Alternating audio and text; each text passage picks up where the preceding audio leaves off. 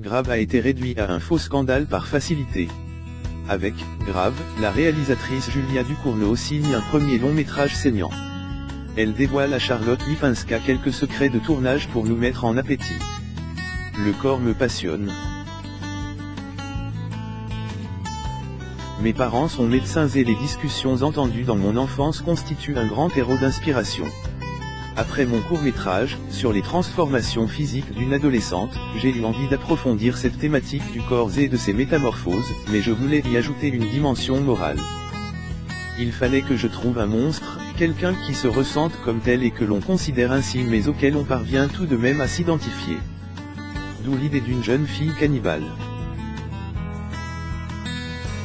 C'est intéressant de constater qu'on qualifie ces gens d'inhumains alors qu'ils ne sont pas surnaturels.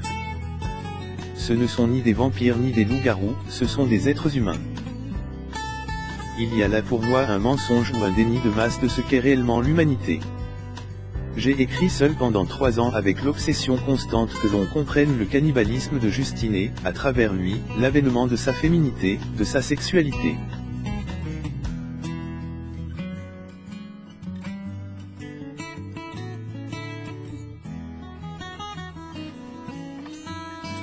Mettre la jeune fille en opposition avec sa sœur aînée me permettait d'aborder la question du déterminisme.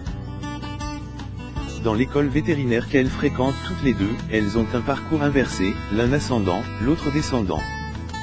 Ce sont des personnages qui font tout pour échapper à certaines cases, il fallait que le film soit à l'image de cela. D'où sa forme transgenre que je revendique. Est-ce un film gore, d'horreur ou une comédie sanglante ?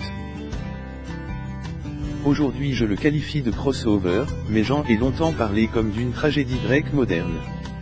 Garance Marillier avait 17 ans au moment du tournage. Pour qu'elle soit à l'aise avec Ella Ramph, qui joue sa sœur, et Rabanaï Oufella, son amie, je leur ai montré des films d'horreur. C'est une expérience qui installe une promiscuité immédiate.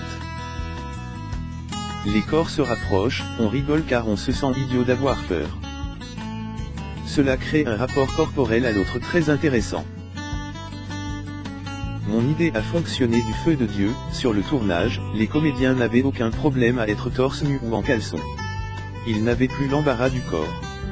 Le tournage a été joyeux mais compliqué car ce n'est pas rien de tourner avec des centaines de figurants, des animaux morts à disséquer et des vivants à gérer, des litres de peinture et de faux sang.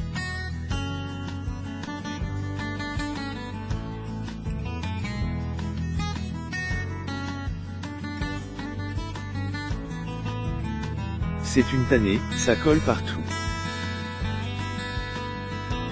Et puis il y a les effets spéciaux à mettre en place. Les filets de poulet cru que Justine dévore, ce sont des bonbons gélifiés qui sont fondus, teintés et moulés comme des escalopes. La pauvre, je lui ai fait manger des kilos de sucre. À Toronto, 2 personnes ont eu un malaise pendant la projection. 2 sur une salle de 200 personnes. L'emballement médiatique autour de l'histoire a été dingue. J'ai vu des titres insensés comme c'est le film le plus choquant qui ait été fait. Ça m'a attristé car ce n'était pas du tout mon intention.